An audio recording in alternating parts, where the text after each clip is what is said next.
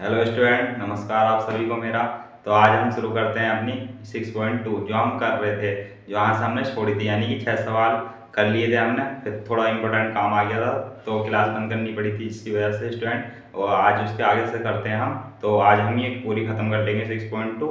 Done student. तो बिना किसी देरी के हम देखते हैं अपना जो 7वां सवाल है। ठीक है, तो ये रही हमारी बुक और कहता है मैं लिखना स्टार्ट करता हूँ, आप भी लिखिए मेरे साथ, फिर हम हल करते हैं। Done student. ये रहा। मैं लिख देता हूँ एक्सरसाइज 6.2 और यहाँ से पार्ट 1। पार्ट 2 हो जाएगा ये, है ना। पार्ट 1 आपको प्रोवाइड हो गया होगा। ठीक, तो यहाँ से अब ये 7th पार्ट। तो यहाँ पर मैं सवाल लिख देता हूँ आप लोगों के लिए। Done student. फिर हम शुरू करेंगे। प्रमेय 6.1 का प्रयोग करते हुए सिद्ध कीजिए कि किसी त्रिभुज की एक भुजा के मध्य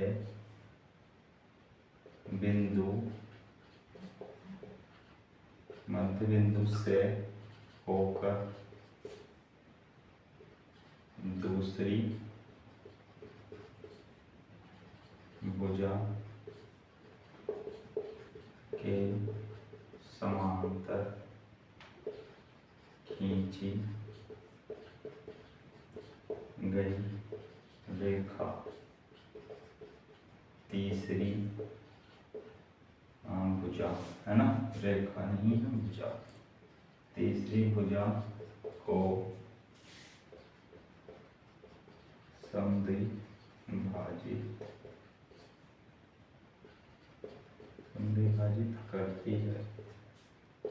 अभी यहाँ पर इन्होंने ब्रैकेट में दिया है कि याद कीजिए कि आप इसे कक्षा 9th में कर चुके हैं, है ना स्टूडेंट।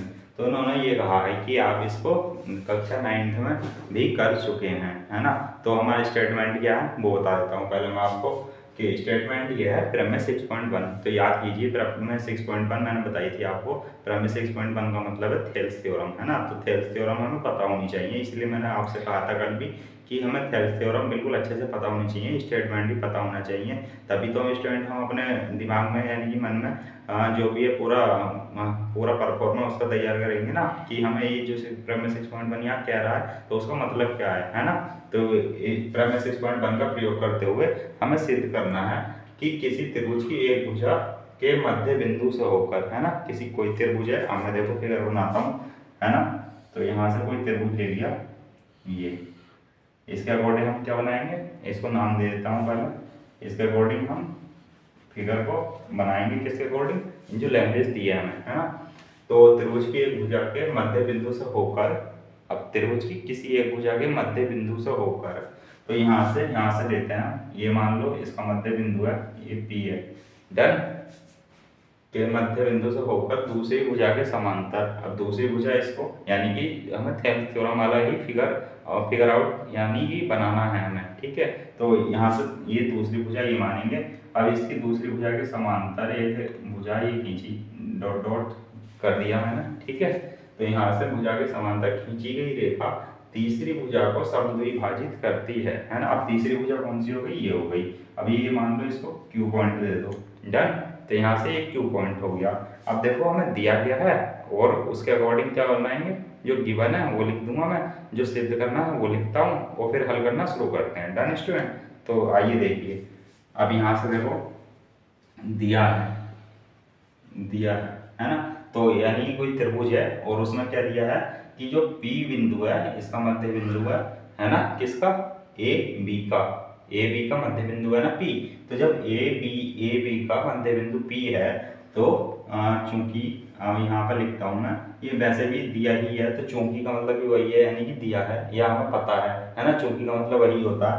तो जब ए बी, तो यहाँ पर अगर आप लैंग्वेज लिखना चाहो तो लिख सकते हो, जब ए बी का मध्य बिंदु क्या है, P है ना। इसलिए क्या कहेंगे, इसलिए ए पी बराबर पी बी है, ये हमें दिया है ना। ठीक है, मध्य बिंदु P है, इसलिए A P is equal to P B हो जाएगा, है ना स्टूडेंट। अब देखो दूसरी भुजा के समांतर खींची गई। अब ये क्या है, समांतर हमें दी है, रेखा भी दी है ना समांतर, है। ये हो गया, एक चीज हमें ये दी है, तथा क्या है, पी क्यू समांतर है किसके, बी सी के। डन। तो मैंने ये लिखा, आप इसको अच्छे से समझ पा रहे होंगे, है ना। समांतर खींची गई रेखा तीसरी भुजा को समद्विभाजित करती है, यानी कि तीसरी भुजा को समद्विभाजित करती है। तो अब यहाँ से क्या करना है, समांतर खींची गई रेखा तीसरी भुजा को समद्विभाजित करती है, ये हमें क्या करना है, प्रूव करना है ना। तो यहाँ से लिखता हूँ, सिद्ध कीजिए, यानी कि सिद्ध करना है। ठीक है, तो सिद्ध क्या करना है, अब वो देखो वहाँ क्यू जो है प्रतिच्छेद करता है, समद्विभाजित करता है, समद्विभाजित करता है ना, किसको, ए सी को। तो ए क्यू समद्विभाजित करता है ए सी को, है ना। तो ऐसे लिख सकते हैं, यानी कि ये प्रूव करना है हमें, क्यू बाइसेक्ट है ए सी का, है ना। यानी कि समद्विभाजक है किसका, ए सी का, समद्विभाजक है ए सी का। डन। तो यहाँ से ये सिद्ध करना है। अब देखो हल, अब ये जो है थेल्स थ्योरम में क्या होता है, कोई त्रिभुज होता है और हमें समांतर भुजा दे रखी होती है ना। जब दो समांतर भुजा दे रखी होती हैं, जैसे इसमें पी क्यू बी सी में आप फिगर में देख सकते हो, तब हम क्या करते हैं, थेल्स थ्योरम लगाते हैं। थेल्स थ्योरम के अकॉर्डिंग क्या होता है, थेल्स थ्योरम के अकॉर्डिंग होता है A B upon P B और A Q upon Q C, मतलब जो भुजाएं हैं वो समानुपात में बढ़ जाती हैं। ठीक है, तो हल मैं यहाँ लिखा हल। अब चूंकि ये दिया है ना सारा, है ना, तो मैं यहाँ से इसलिए Thales theorem by Thales theorem लिखूंगा। तो उससे पहले क्या लिखता हूँ, A P upon P B is equal to A Q upon Q C, और हमें इसी प्रमेय का प्रयोग करके सिद्ध भी करना है ना। तो वहां से भी आप पता लगा लोगे, क्योंकि हमें उसमें सवाल में भी कहा है। ठीक, तो यहाँ से लिखा बाई बीपीटी। ठीक है, बाई बीपीटी। तो बीपीटी यानी कि थेल्स थ्योरम, ये तो पता ही होगा आपको, हाँ, यानी कि बेसिक प्रोपोर्शनैलिटी थ्योरम। ठीक है, बेसिक प्रोपोर्शनैलिटी थ्योरम, इसकी फुल फॉर्म है बीपीटी की, जैसा कि आपको पता ही है, थेल्स थ्योरम, है ना।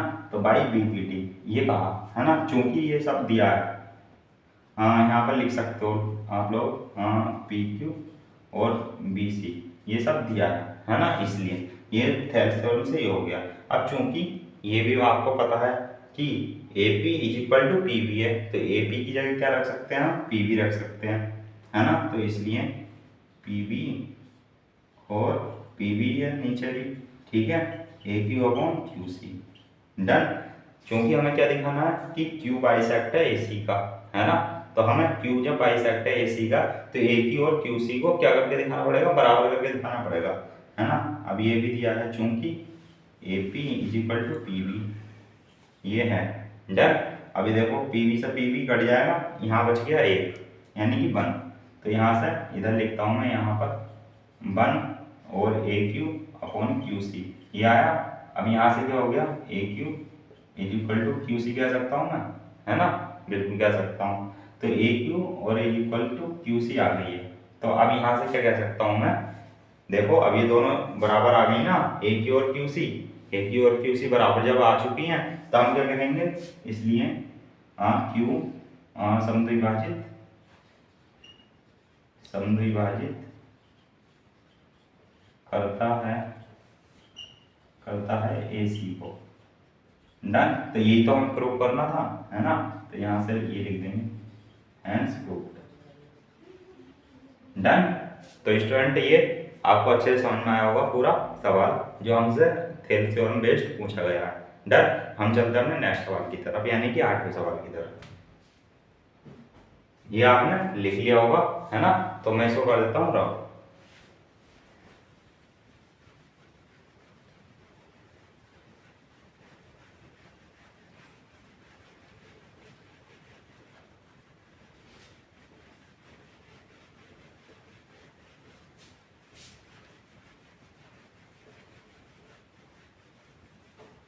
जहाँ भी समझना है वीडियो पॉज करके भी देख सकते हैं आप, है ना, जो लिखा हुआ अगर नहीं लिखा हो तो किसी ने, ठीक है। तो यहाँ से अब हम चलते हैं अपने 8वें सवाल की तरफ। तो 8वें सवाल में है देखो, प्रमेय 6.2 का प्रयोग करते हुए, यानी कि कन्वर्जन ऑफ थेल्स थ्योरम, है ना। तो यहाँ से प्रमेय ये है 8वां सवाल, प्रमेय 6.2 का प्रयोग करते हुए क्या करना है, सिद्ध करना है हमें। सिद्ध कीजिए, सिद्ध कीजिए कि किसी त्रिभुज की किन्हीं दो भुजाओं के मध्य बिंदुओं को मिलाने वाली रेखा तीसरी भुजा के समांतर होती है ना। अब ये वही कि याद कीजिए, इसको आप 9th में प्रूव कर चुके हैं। याद कीजिए कि आप कक्षा 9th में ऐसा कर चुके हैं, है ना। तो अब याद ही क्या करना है स्टूडेंट, है ना, प्रूफ तो करना ही है हमें। हाँ, कुछ बच्चे कहते हैं, आप में से ही कुछ स्टूडेंट होंगे जो इसको भूल भी गए होंगे, है ना, कि हमने 9th में किया था, है ना। तो इसको हम नए तरीके से ही सॉल्व करते हैं, अभी करते हैं, ठीक है। तो मैं आपको स्टेटमेंट पढ़ करके बताऊंगा। पहले प्रमेय 6.2 का प्रयोग करते हुए, यानी कि कन्वर्जन ऑफ थेल्स थ्योरम का प्रयोग करते हुए, है ना, हमें सिद्ध करना है कि किसी त्रिभुज की किन्हीं दो भुजाओं के मध्य बिंदुओं को मिलाने वाली रेखा, यानी कि जो तीसरी रेखा होगी, तो तीसरी भुजा के समांतर होती है। अब यहाँ पर देखो, समांतर होती है ये सिद्ध करना है हमें, है ना। तो अब यहाँ पर समांतर होती है तो ये सिद्ध करना है। तो खुद ब खुद ये क्या गवाही दे रहा है कि ये कन्वर्जन ऑफ थेल्स थ्योरम है, ठीक है। तो यहाँ से हम शुरू करते हैं। तो देखो यहाँ पर फिगर वही बनेगा, आप वही नाम दे सकते हो, नो डाउट इसमें, ए बी सी, और ये हमने समांतर रेखा की थी पी क्यू, डन। अब देखो यहाँ पर कहा गया है कि किसी त्रिभुज की किन्हीं दो भुजाओं के मध्य बिंदुओं को मिलाने वाली रेखा, है ना, किन्हीं, ये जो है किन्हीं त्रिभुज में, एक कोई त्रिभुज हो गया, किसी त्रिभुज में दो भुजाओं के मध्य बिंदुओं को मिलाने वाली रेखा, तो दो भुजाओं के मध्य बिंदु पी क्यू हो गए, रेखा तीसरी भुजा के समांतर होती है ना। तो ये सिद्ध करना है हमें, ठीक है। तो यहाँ से देखो दिया क्या है वो लिखता हूँ, और जो सिद्ध करना है वो लिखता हूँ, है ना। तो दिया है, दिया है ना। अब दिया क्या है, क्या दिया है, इन ये दो मध्य बिंदु हैं किसके, ए बी के और ए सी के, डन, इतना तो पता ही है। तो यहाँ से A B is equal to P B हो जाएगा, क्योंकि मध्य बिंदु हैं, है ना, ऐसा कहा भी है। और A Q is equal to Q C हो जाएगा, है ना, ये भी कहा है। और हमें प्रूव क्या करना है, सिद्ध करना, सिद्ध करना है। क्या सिद्ध करना है स्टूडेंट, क्या, कि पी क्यू समानुपात यानी कि समांतर है बी सी के, है ना, ये हमें प्रूव करना है। अब देखो हल, इसलिए हल में क्या करेंगे, अब ये भी आपको पता ही होगा, है ना, यानी पता ही चल गया होगा। जैसे जैसे हमारा बेस बनता जा रहा है तो हमें समझ में आता जा रहा है कि क्या करना है अब इसके आगे, है ना। तो यहाँ से देखो अब क्या करेंगे, थेल्स थ्योरम लगाएंगे यहाँ भी, क्योंकि हमें समांतर ये सिद्ध करना है। और जब सिद्ध करेंगे तो यानी कि थेल्स थ्योरम के अकॉर्डिंग ही करेंगे। तो यहाँ से देखो A P, done, A P लिखा मैंने, पी बी लिखा मैंने, ठीक है, A P upon P B. अब देखो थेल्स थ्योरम का मतलब है कि हम इसको समानुपात में यानी अनुपातिक फॉर्म में बनाएंगे, और फिर उसको अगर मैं इसको समीकरण 1 दे दूं जैसे मान लो, है ना, तो यहाँ से मैं क्या लिखूंगा, A P upon P B है, तो इसको भी मैं P B upon P B लिख दूंगा, और ये काट दूंगा तो 1। अब यहाँ पर मैं लिख दूंगा चूंकि समीकरण 1 से, ठीक है, ये हमें दिया है, ये लिखा मैंने। अब देखो यहाँ से ये हो गया हमारा फर्स्ट स्टेप, है ना। अब सेकंड स्टेप में क्या होगा, A Q upon Q C. Done. तो A Q upon Q C, तो इसको भी लिखूंगा देखो, इसको भी क्यू सी और अपॉन क्यू सी कर सकते हो। ये मैंने Q C upon Q C करा, आप A Q upon A Q भी कर सकते हो, है ना, क्योंकि दोनों आपस में बराबर है। तो यहाँ से क्या होगा 1। अब यहाँ से लिखूंगा, इसको समीकरण 2 दे दो आप, है ना, समीकरण 2 से। ठीक है, तो यहाँ से ये हो गए। अब देखो ये जब आपस में बराबर हैं, यानी कि 1 1 है, दोनों 1 1 है। ठीक है, ये A P upon P B का मान कितना है, 1 है। A Q upon Q C का मान 1 है। तो जब 1 1 के सामने है, तो इसलिए ये आपस में भी बराबर होंगी। ठीक है, सहमत हो, है ना, सहमत हो गए तो तभी आगे बढ़ेंगे। ठीक है भाई, सहमत हो ना, है ना, तो सहमत मान के चलता हूँ मैं। ठीक है, तो यहाँ से A P upon P B is equal to 1 है। Done. A Q upon Q C भी क्या है, 1 है। तो ये आपस में भी बराबर होंगे, है ना। तो यहाँ से लिखता हूँ मैं समीकरण 3/4 से। ठीक है, समीकरण 3/4 से लिखा मैंने। तो यहाँ पर क्या लिखेंगे आप, A P upon P B और A Q upon Q C. Done हो गया ना। अब जब ये दो आपस में अनुपातिक फॉर्म में बराबर होती हैं, यानी कि इधर वाली A P upon P B बराबर A Q upon Q C, जब ये होता है स्टूडेंट, तो हमें अच्छे से पता है कि, है ना, इसलिए पी क्यू यानी कि समांतर होगा बी सी के, किससे, है ना, by conversion of B P T, है ना। तो ये जो हमें प्रूव करना था। ठीक है, हो गया ना जादू स्टूडेंट, हैंस प्रूव्ड। तो मैथ भी क्या है, एक जादू है ना। तो यही तो हम प्रूव करना था, आ गया नहीं। अब हमने किससे सिद्ध कर दिया, ये प्रमेय नंबर 6.2 से, यानी कि कन्वर्जन ऑफ बीपीटी से। अब हम चलते हैं अपने 9th सवाल की तरफ, है ना। 8 ये हो गया 8वां। अब देखते हैं नेक्स्ट, है ना। तो आपने इसको कर लिया होगा, तो मैं इसको कर देता हूँ। अब डन स्टूडेंट, उतार लो जल्दी से, नहीं उतारा हो तो उतर गया ना, है ना। हाँ, तो कहते हैं मैं 9th लिखता हूँ यहाँ पर। इसके बाद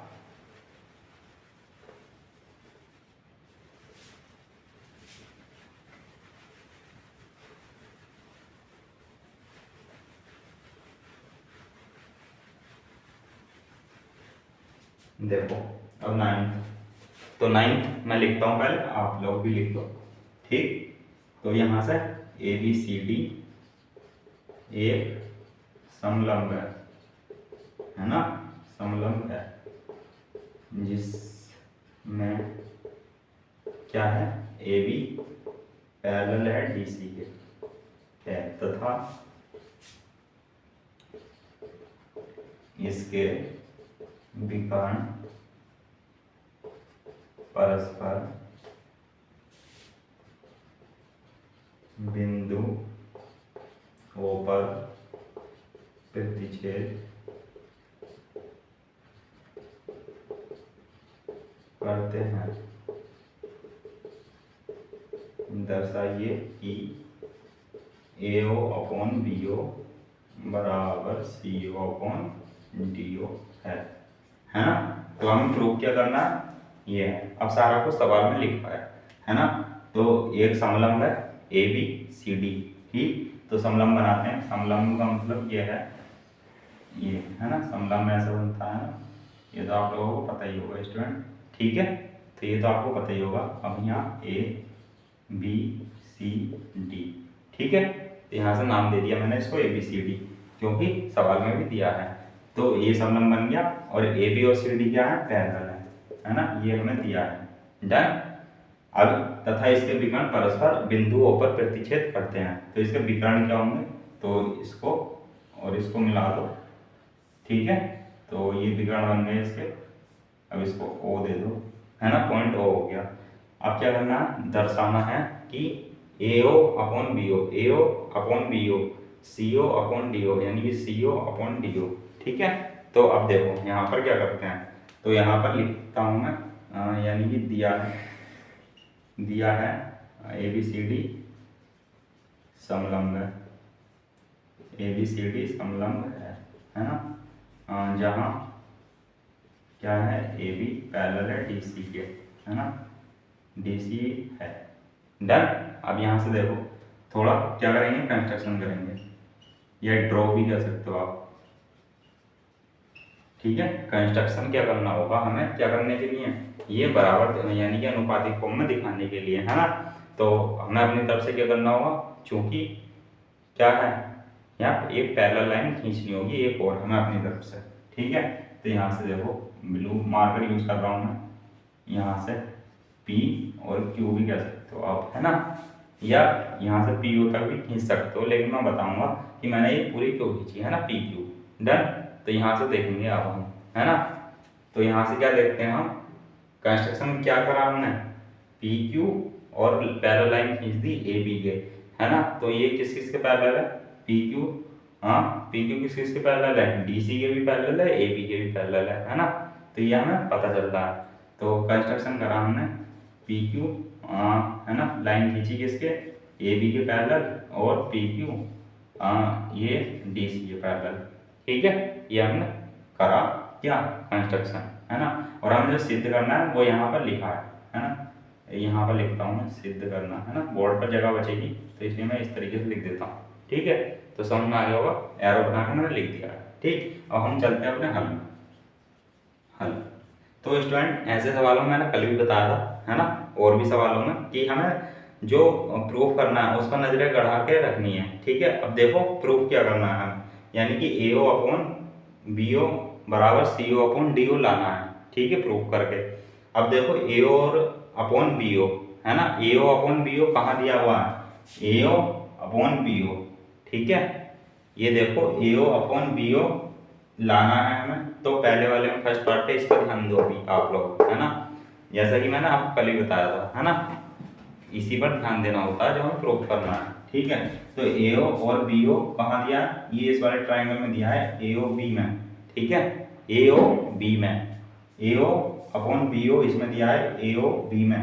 ठीक है, लेकिन हमें इस पर एक बात और ध्यान रखनी है, AOB, चलो मैंने यहाँ पर लिखता हूँ, मैं मिटाऊंगा अभी, है ना, त्रिभुज AOB लिया मैंने, तो यहाँ पर क्या कर लोगे आप, यहाँ पर कुछ नहीं कर सकते, है ना, कुछ नहीं हो सकता है यहाँ पर AOB में, क्योंकि यहाँ पर इसके अंदर ना ही कोई पैरेलल लाइन आ रही है ना कुछ है ना, इसके AOB खाली है। ठीक है, तो AOB इसलिए नहीं लेंगे। डन, आपको मन में ये पहले ख्याल आएगा तो मैंने वो बता दिया। ठीक, तो AOB नहीं लेंगे, तब AOB नहीं लेंगे तो भाई क्या लेंगे, जिसमें AOB आ जाए और BO भी आ जाए, तो क्या लेंगे, त्रिभुज ADB लेंगे, है ना, ADB। अब देखो इसमें AOB आ रहा है और BO भी आ रहा है, और यहाँ पैरेलल लाइन भी आ चुकी है।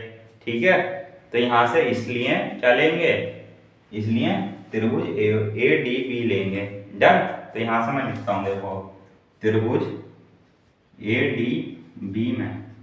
ठीक है, त्रिभुज ADB में लिखा मैंने। अब त्रिभुज ADB में लेंगे तब, अब देखो यहाँ पर क्या दिया है, ये जो PO लाइन है, PO पैरेलल है इसके AB के, हमें फिगर से स्पष्ट है ना, PO पैरेलल है किसके, AB के। डन, अगर मैं अलग से निकालूं इसे त्रिभुज को तो कुछ इस तरीके से दिखाई देगा, देखो यहाँ से इस तरीके से ही बनाता हूँ मैं। ठीक, तो यहाँ से A B और D। डन, यहाँ से मैं लेता हूँ P पॉइंट और इसको देता हूँ O। डन, अब तो समझ गए होंगे ना, सेटिस्फाइड है ना। ठीक, तो यहाँ से ये निकाल लिया मैंने ADB और PO। ठीक, अब यहाँ से देखो ये जब होती है तो यहाँ से थेल्सियम लगाते हैं, है ना, जब किसी त्रिभुजों को समांतर लाइन दी होती है, समांतर रेखा दी होती है। ठीक, तो यहाँ से लिखता हूँ मैं, आप भी लिखो AP upon PD, AB upon PD। ठीक है, और यहाँ से क्या लिखूंगा, BD अपॉन OD या DO, कुछ भी लिख सकते हैं। ठीक है ना, AP अपॉन PD और BO अपॉन DO। ठीक है, DO मैंने इसलिए लिखा क्योंकि यहाँ पर DO दिया है। ठीक है, BO भी इसीलिए लिखा, ठीक है, क्योंकि OB करता, OB करता तब यहाँ पर OB नहीं दिया ना, BO दिया है, इसलिए स्टूडेंट 2 की गुणा 3 से करो, 3 की गुणा 2 से करो, आना तो क्या है 6 ही है ना, तो ये हमारा इसलिए ठीक हो जाता है। ठीक, तो इसको समीकरण 1 दे दो। ठीक, अब देखो दूसरे पर जाओ। ठीक है, हमें यहाँ पर प्रूव करना है, यहाँ पर हमारा क्या आ रहा है, अभी ध्यान नहीं देना, हमें यहाँ पर देखना है कि AO अपॉन BO लाना है, तो वो कौन से त्रिभुज में है, ठीक है ना। फिर बता दिया मैंने एक बार, यानी कि हमने ये प्रूव करा त्रिभुज ADB में। अब चलते हैं अपने त्रिभुज, यानी कि अब ये देखो CO अपॉन DO है ना, CO अपॉन DO, तो CO अपॉन DO यहाँ पर है, तो आप त्रिभुज ADC में लेंगे इसी प्रकार, है ना। तो त्रिभुज ADC में लेंगे, D है, C है, डन, A है ना। अब इसके समानुपाती क्या है, अब देखो AD पर बिंदु कौन है, P, और इस पर कौन है, AC पर O, डन। अब देखो यहाँ पर इसी प्रकार लिखता हूँ मैं, है ना, जिस प्रकार ये है, ठीक। तो यहाँ पर इसी प्रकार क्या हो जाएगा, AP, नीचे से लिया था ना इसमें, ठीक है, AP, तो इसमें भी नीचे से ही लेंगे हम, DP अपॉन AP, ठीक है, DP अपॉन AP लिया ना। अब देखो यहाँ पर क्या करेंगे, CO अपॉन क्या है, AO, done. CO upon AO है ना, समझ में आ गया ना, नीचे से लिया, इसमें भी देखो नीचे से ही लिया था ना। AP अपॉन PD दोनों में ही सेम सेम लेंगे तभी ठीक रहेगा, है ना, यानी कि तभी आंसर आएगा भी हमारा, ठीक। तो यहाँ से BO अपॉन OD, अब यहाँ से DP अपॉन AP और OC अपॉन AO लिया, ठीक है। अब देखो यहाँ पर तो AP अपॉन PD है ना, और यहाँ पर क्या आ रहा है, DP अपॉन AP आ रहा है, यानी कि उल्टा आ रहा है। तो हम यहाँ पर क्या करेंगे ना, इसको पूरे को कन्वर्ट कर देंगे, यानी कि पलट देंगे, ठीक। तो यहाँ से AP अपॉन DP और ये भी पलट जाएगा, तो AO अपॉन CO, ये आ गया ना भाई, ठीक। तो यहाँ से समीकरण 2 कहो इसको। अब देखो समीकरण 1 व 2 से, यहाँ पर लिखता हूँ समीकरण 1 व 2 से, ठीक है। अब देखो AP अपॉन DP है, ये भी AP अपॉन DP है, तो हम क्या करेंगे, BO अपॉन DO और AO अपॉन CO को बराबर रखेंगे, है ना। तो BO upon DO is equal to AO upon CO। अब यहाँ पर देखो क्या ये आ गया हमारा, हाँ नहीं आया भाई, है ना, नहीं आया ना। यहाँ पर तो हमें AO अपॉन BO लाना था और यहाँ CO अपॉन DO लाना था, तो ये क्या आ रहा है हमारा, ठीक है। अब देखो यहाँ पर हमें क्या लाना है, AO अपॉन BO लाना है ना। तो देखो अगर इसकी क्या होगी, तिरछी गुणा करके बताता हूँ, एक स्टेप एक्स्ट्रा करता हूँ, है ना, अच्छे समझ में आएगा आपको। BO इंटू CO और AO इंटू DO, ठीक। अब देखो हमें लाना क्या है, AO अपॉन BO, तो यहाँ से BO को इधर ले आओ, AO अपॉन BO। अब देखो CO तो अपनी जगह पर रहेगा ना, CO ये रहा अपनी जगह पर, और DO को इधर ले आओ, तो DO, ठीक है भाई। ये तो हमें प्रूव करना था, तो यहाँ क्या लिखेंगे हम, इति सिद्धम, ठीक है। तो ये हो गया हमारा 9th सवाल, ठीक है। अब हम चलते हैं अपने 10th सवाल की तरफ, तो ये भी आपको अच्छे से समझ में आया होगा, है ना स्टूडेंट। तो आप चलते हैं अपने 10th सवाल की तरफ। 10th सवाल यानी कि 6.2 का लास्ट और अंतिम सवाल, ठीक। हम देखो यहां से 10th सवाल, तो यहाँ पर कंफ्यूज मत होइएगा, जो रूल्स हैं अपने रूल्स पर ही रहिएगा, डन स्टूडेंट। कोई भी, यानी कि अब जैसे यहाँ पर आया था ना हमारा, उल्टा आ गया था तो हमने सीधा कर लिया भाई, है ना, लेकिन अपने रूल्स पर ही रहना है, ठीक। तो यहाँ से देखो 10th, अब देखो यहाँ पर क्या है, एक चतुर्भुज है, ठीक है, ABCD और के विकर्ण परस्पर बिंदु O पर इस प्रकार प्रतिच्छेद करते हैं कि AO upon BO equal to CO upon DO है। दर्शाइए कि ABCD एक समलंब है, समलंब है। तो स्टूडेंट यहाँ पर क्या है, देखो ये भी अपोजिट ही दिया है 9th सवाल के, है ना। तो यहाँ पर हमें समलंब सिद्ध करना है, 9th सवाल में हमें समलंब दे रखा था, यहाँ पर क्या है, चतुर्भुज दे रखा है। तो यानी कि चतुर्भुज मान लो ऐसा है कोई, समलंब ही, समलंब की तरह ही बनाओ इसको, ABCD, डन। ये आप नाम कैसे भी दे सकते हो, बस हमें क्या कॉन्सेप्ट ध्यान रखना है ना। ये आप यहाँ से भी शुरू कर सकते हो नाम ABCD, ठीक है, ABCD, ठीक है। तो इस तरीके से भी आप शुरू कर सकते हो। अब देखो यहाँ पर इसके विकर्ण परस्पर बिंदु O पर प्रतिच्छेद करते हैं, तो इसके विकर्ण ये हो गए। ठीक है, तो ये भी कर दिया मैंने। अब यहाँ पर क्या है, जो दिया है वो लिखता हूँ, दिया है। ठीक है, आप भी लिखो मेरे साथ साथ और समझ के। ठीक, चतुर्भुज ABCD, यहाँ एक चतुर्भुज ABCD है। ठीक है, ये दिया है हमें। अब क्या है, इसके विकर्ण यहाँ पर आप लिख सकते हो, इसके विकर्ण परस्पर। ठीक है, बिंदु O पर प्रतिच्छेद करते हैं।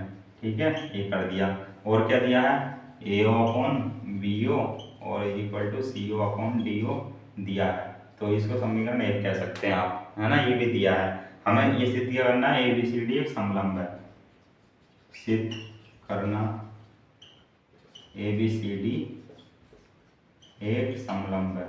तो देखो समलंब अब सिद्ध करते हैं हम, है ना। तो समलंब के लिए क्या होना चाहिए, एक, यानी कि क्या, एक भुजा जो है हमारी समांतर होनी चाहिए ना, है ना। वैसे तो ये AB और CD है समांतर, लेकिन समांतर कब होंगी बताओ, जब समलंब होगा, है ना, अभी नहीं होंगी। ठीक, तो यहाँ से एक क्या करा हमने, रेखा खींची आप P। अब आप देख सकते हैं कि अगर मैं इसको पूरा खींचूं Q तक, तब भी कोई फायदा नहीं है। क्यों, क्योंकि हमें त्रिभुज क्या चाहिए, जैसा कि हमें 9 सवाल में चाहिए थे, है ना। तो वैसे ही मतलब Q का कोई OQ का मतलब, कहने का मतलब है OQ का कोई यूज नहीं है ना। तो हम इसको यहाँ तक ही रहने देते हैं, किस तक, OP तक, है ना। जितना जरूरत है उतना ही खाना चाहिए स्टूडेंट, है ना। तो इसलिए हम OP तक रहने देते हैं इसको। ठीक है, अब देखो अब यहाँ पर ये हल शुरू करते हैं हम यहाँ से। ठीक है, हल तो हमें देखो त्रिभुज किसमें, AOB में लेंगे कोई फायदा नहीं है, जैसा कि बताया था। त्रिभुज ADB में लेते हैं तो फायदा है ना। तो यहाँ से देखो त्रिभुज ABD में कह देंगे। ठीक है, त्रिभुज ABD में। अब देखो यहाँ से हम कंस्ट्रक्शन कराना है, तो आप इसको कंस्ट्रक्शन को भी लिख सकते हो यहाँ पर, है ना। तो लिखना रह गया है यहाँ पर, कंस्ट्रक्शन OP पैरेलल है किसके, AB के। ठीक है, तो OP पैरेलल है किसके, AB के। ठीक है, स्पष्ट तो देख पा रहे होंगे आप फिगर से। डन, तो हम क्या करेंगे यहाँ पर, थेल्स थ्योरम यूज करेंगे। ठीक है, तो यहाँ से देखो वही फिगर बना लो आप, है ना। ये फिगर बनाओ आप। ठीक है, तो ये फिगर बनाया, ABD, यहाँ से है P और O। ठीक है, यही तो है ना, DB का मध्य बिंदु क्या है, O है, और इसका AD का P है। Done student. अब देखो यहाँ पर क्या है, देखो यहाँ पर क्या लेंगे हम, AP/PD, और यहाँ क्या लेंगे, OD, है ना, OD/, ये OD नहीं लेंगे, मतलब AP लिया है, नीचे से लिया तो नीचे से ही शुरू करेंगे। BO/ क्या लेना है, OD। ठीक है, BO/OD या DO भी कर सकते हो आप, क्योंकि यहाँ पर जो गिवन आउट है तो DO। ठीक है, तो ये BO/DO आ गया, AP/PD, BO/DO। डन। अब देखो यहाँ क्या करना है, BO/DO यहाँ पर सिद्ध करना है हमें ये। तो यहाँ पर क्या करना है ना स्टूडेंट, देखो यहाँ पर तो समीकरण 1 में क्या करना होगा, BO/DO है ना। ठीक है, तो इसको थोड़ा सा मेरे कहने से आप सॉल्व करो इसको यहीं पे। तो यहाँ पर क्या होगा, BO/DO है ना, तो यहाँ से देखो BO इधर चला जाएगा ना, आप समझ रहे हैं ना।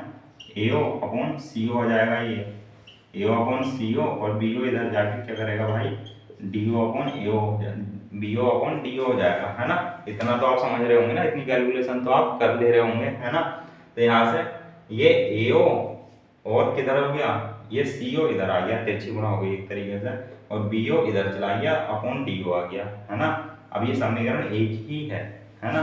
तो अभी यहाँ से आप स्पष्ट देख पा रहे होंगे, समीकरण 1 से क्या है, BO का मान BO/DO है, उसका मान क्या है यहाँ, AP/PD है, और यहाँ क्या है, AO/CO है ना। तो समीकरण 1 से, है ना। तो यहाँ से इसको समीकरण 2 कह दो, तो समीकरण 1 से या 2 से, है ना, ऐसे भी कह सकते हो आप लोग। ठीक, तो यहाँ से दोनों ये क्या रखेंगे, आपस में बराबर रख देंगे, है ना। तो यहाँ से देखो AO अपॉन CO आ जाएगा और AP अपॉन PD आ जाएगा। ठीक है, AP अपॉन PD आ गया, AO अपॉन CO आ गया। आप देखो इसमें AO और CO ये है ना, और AP और PD ये है, AP और PD ये है। जब ये हो गया ना स्टूडेंट, देखो अब ये हो गया ना, हो गया AO अपॉन CO और AP अपॉन PD।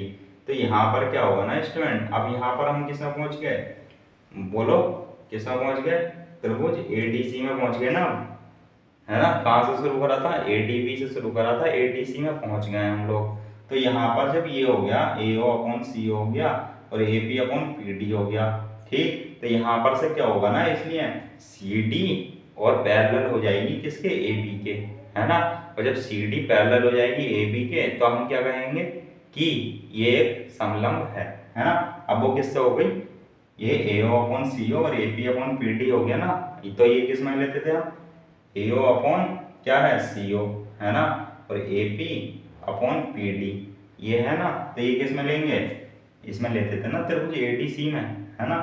तो चूंकि हाँ इसलिए कह दो, इसलिए ये त्रिभुज ADC में होगा क्या, ये त्रिभुज ADC में होगा ना, AO अपॉन CO और बराबर AP अपॉन PD। तो बिल्कुल आराम से समझा रहा हूँ स्टूडेंट, ये भी आपको समझ में आ रहा होगा, है ना। तो जब ADC और ABD से शुरू करा हमने, है ना, तो ADC और ABC मिलकर क्या बनाएंगे, क्या बनाएंगे, समलंब बना देंगे भाई, है ना। इसलिए क्या होगा, CD पैरेलल हो जाएगी किसके, AB के, है ना। तो जब ये पैरेलल हो गई तो हम कह सकते हैं, इसलिए ABCD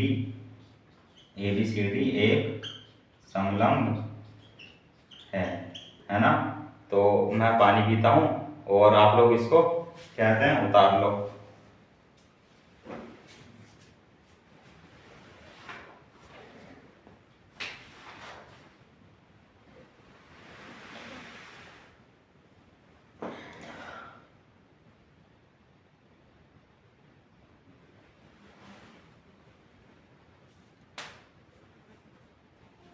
डन स्टूडेंट, तो ये आपने उतार लिया होगा, है ना। अब एक चीज और लिख सकते हो, अगर यहाँ पे लिखना चाहो तो ये किससे हुआ है, समांतर। क्यों, क्योंकि जब क्या था किसी त्रिभुज में ये जो रेखाएं होती थी ना, तो जब हम इससे समांतर रेखा सिद्ध करते थे तो हम किससे करते थे, कन्वर्स ऑफ BPT, है ना। तो ये जो समांतर हुआ है, तो अब ये कन्वर्स ऑफ BPT लिख दो बस यहाँ, है ना, बस ये ओवर हो जाता है। तो यहाँ पर ये हमारा आंसर हो गया, है ना। तो यही हमें सिद्ध करना था, यही हमने कर दिया है, ठीक है। डन स्टूडेंट, तो आप ये भी हमारे रहे 4 सवाल, तो हमारी यहाँ 6.2 पूरी फिनिश हो जाती है, ये वीडियो आपको अवेलेबल हो जाएगा। डन स्टूडेंट, तो हम चलेंगे, यानी कि जब भी मिलेंगे अब तो किस में मिलेंगे, एक्सरसाइज 6.3 के साथ। डन स्टूडेंट, ठीक। तो आप अब हमें दीजिए विदा और इसको कर लीजिए, ठीक है। तो जहाँ पर से हमने कल रोकी थी वहीं से आगे के ये सवाल हैं, यानी कि 7वें सवाल से। डन स्टूडेंट, तो हम मिलेंगे अब कल अपनी न्यू वीडियो में, ठीक है, एक नए उत्साह के साथ। डन, जय हिंद।